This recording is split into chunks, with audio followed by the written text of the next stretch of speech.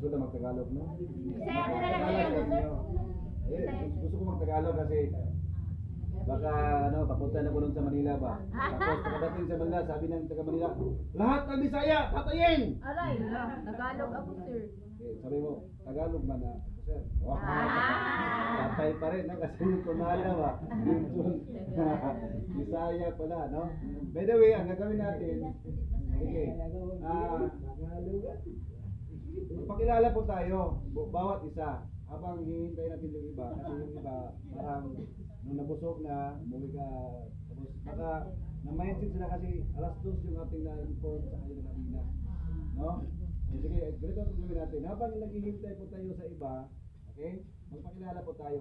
Pangalan lang, address, at saka yung background. Ano bang ginagawa mo sa buhay? Ikaw ba ay isang networker? Ikaw ba ay isang credit agent, insurance agent? O ano ba yung present na ginagawa mo? Then after dyan, bakit mo gustong pasukin si Tribute Grace? Okay? Okay na po ba? Parang kailangan natin ng whiteboard. Chalkboard. Bro, alam mo na ito ng whiteboard yung prove? Okay.